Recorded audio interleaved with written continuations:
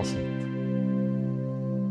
أهلا وسهلا بالسادة متابعين على قناة كونشس جاد أو جاد الواعي على اليوتيوب. أنا الدكتور جاد البحيري، خبير تربوي. أسعد بالتواصل معكم في برنامجكم التربوي الموضوع بسيط.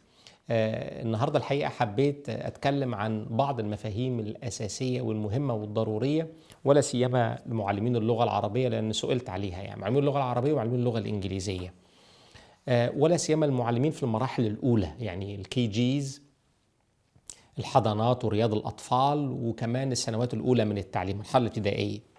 الوعي الفونيمي والوعي الفونولوجي، مصطلحات غريبة شوية عند بعض الناس. الوعي الفونيمي، الوعي الفونولوجي، وأهمية الأصوات وعلاقة كل ده باللغة.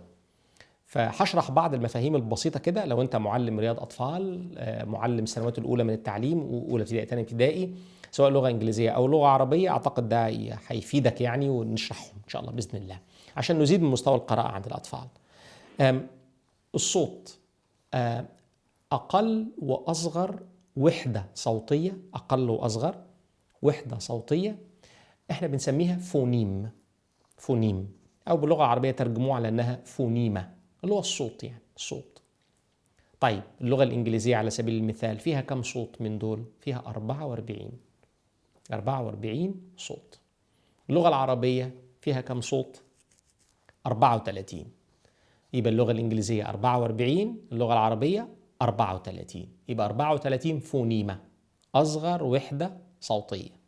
طيب الجرافيم، أصغر وحدة خاصة بالرسم، بيسموها الرسم الكتابي، عشان كده جت منها كلمة جرافيك ديزاينر. والجراف كلمة لاتينية أصلها جراف، معناها الحاجة اللي مرسومة أو الحاجة اللي مكتوبة اللي أنت بتشوفها بعينك، غير الفونيم. الفون حتى جاء منها كلمة تليفون، الحاجة اللي بتسمعها، لأن الفونيم هو اللي بتسمعه، إنما الجرافيم هو اللي بتشوفه. فإذا أصغر وحدة صوتية تسمعها هي الفونيم. أصغر وحدة تشوفها خاصة بالرسم أو بالرمز بيسموها جرافيم. الوعي بالمعاني مهم جدا جدا جدا في اللغة العربية. الوعي الفونيمي بنسموه فونيميك أويرنس. فونيميك أويرنس، الوعي بالأصوات. الوعي بالرسم، الجرافيم ده، والوعي بالمعاني وبنية الكلمة والمعاني بيسموه المورفولوجيكال أويرنس، جاي من المورفيم، مورفولوجيكال أويرنس. اللغة العربية في طبيعتها مبنية كلها على الجذور، جذر واشتقاق، حتى سموه باللغة العربية الصرف والاشتقاق. حتى المعاجم في اللغة العربية، القواميس يعني بتاعت اللغة العربية غير اللغة الإنجليزية. اللغة الإنجليزية أنت بتجيب الكلمة وبتجيب أول حرف منها إيه وتروح تدور عليها في القاموس لو أنت ما تعرفش معناها يعني. اللغة العربية لا، ما ينفعش تعمل الأسلوب ده، مش متبع عندنا في اللغة العربية. اللغة العربية لازم تشيل الكلمة من الزوائد واللواحق والتوابع بتاعتها، وترجع الكلمة لأصلها لجذرها، وتدور. يعني مثلا كلمة مدرسة هتلاقيها عند درسة، وكلمة مدرس هتلاقيها عند درسة، وكلمة دارس هتلاقيها عند درسة، يعني كلها جاية كده، لأن الجذر هو درس أو درس حسب أصل الفعل يعني كده. طب إيه بقى السيلبل؟ يعني إيه سيلبل؟ يعني إيه مقطع؟ مقطع عبارة عن صوتين أو أكتر، يعني لو في صوتين أو أكتر بنسموهم مقطع. فلو أنت خدت كلمة زي كلمة elephant باللغة الإنجليزية مثلا، فيها 3 مقاطع، elephant، elephant، صح كده؟ 3 مقاطع، 3 مقاطع. يبقى أنت يبقى الكلمة ممكن تقسم إلى أصوات المكونة لها، والكلمة ممكن تقسم إلى مقاطع مكونة لها، بيسموها باللغة الإنجليزية syllable يعني. وكمان الكلمة ممكن تتقسم بطريقة تانية. إذن المصطلحات اللي أنا بقولها دي هي مصطلحات مختلفة خاصة بالأصوات اللي بنسمعها والرموز اللي بنشوفها وكيفية بناء الكلمة وتقسيم الكلمة. أنا ممكن أقسم الكلمة إلى حاجة بنسميها onset and rhyme. rhyme هنا السبيلنج بتاعه R-I-M-E. onset and rhyme يعني الكلمة بتتكون من بداية وبقية الكلمة، صح؟ onset and rhyme. يبقى الكلمة بتتكون من أصوات، أوكي؟ أصوات مكونة للكلمة، أو بتتكون من onset and rhyme، أو بتتكون من syllable، بتتكون من مقاطع مكونة ليه. كمان بعض الكلمات بتتشابه في بدايتها، تلاقي البداية هي زي البداية. بيسموها أعتقد جناس استهلالي باللغة العربية، بيسموها باللغة الإنجليزية alliteration إن الكلمات بتتشابه في بدايتها، وبعض الكلمات بتتشابه في نهايتها.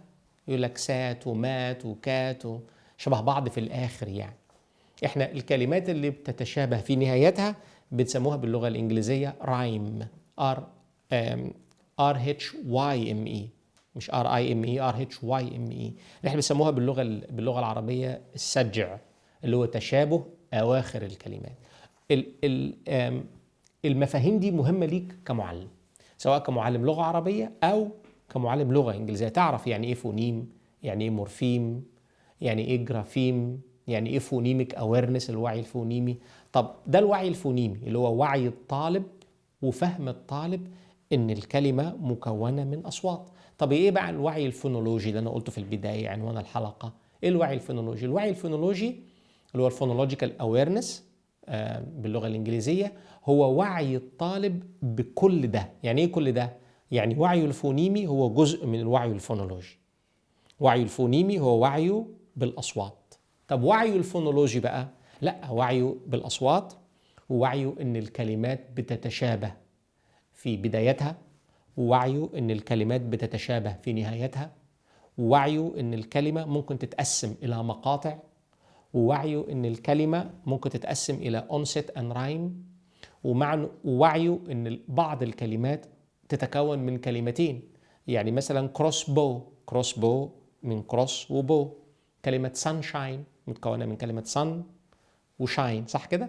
ووعيه كمان إن الكلمات ممكن تتقسم ويتشال منها أصوات أو يتركب لها أصوات أو يزود لها أصوات. كل ده بيسموه الوعي الفونولوجي. الوعي الفونولوجي بيتشكل الأول، هو الأهم في بدايات المراحل الدراسية، يعني في الحضانة الكي جي 1 والكي جي 2 وجريد 1 وكده. الوعي الفونيمي بقى هو اللي بيتشكل متأخر شوية، لأن الوعي الفونيمي متقدم شوية، بس الوعي الفونيمي هو جزء من الوعي الفونولوجي. عشان كده حبيت أشرح العلاقة.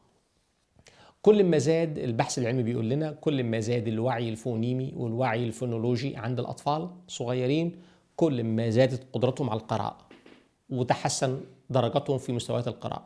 فنصيحتي بقى للمعلمين، ولا سيما معلمين رياض الأطفال ومعلمين السنوات الأولى من التعليم، أولى وثانية ابتدائي، ركز على المهارات وركز على أوراق العمل وركز على التمارين اللي بتنمي وبتزيد من الوعي الفونيمي والوعي الفونولوجي. ركز على قد ما تقدر. عشان كده موضوع الفونكس، وناس بتستخدم مناهج مش عارف جولي فونكس وليترلاند وبرامج كتير، مش عايز اروج ليها بس انا بقول امثله. يعني الناس اللي بتستخدم البرامج دي كويس. يعني اي اساسيات المدارس الدوليه، المدارس الخاصه لغات، عايز ترفع من شأن اللغه عند الاولاد عندك، ركز على الاصوات. يعرف الاول اصوات وكمان الحروف، وازاي الولد الطفل يربط بين الاصوات والحروف. كلما تركز على دول في مراحل التعليم الاولانيه، الكي جي والكي جي 1 والكي جي 2 سنه اولى ابتدائي، كلما زاد درجه القراءه وقوه الطالب في اللغه.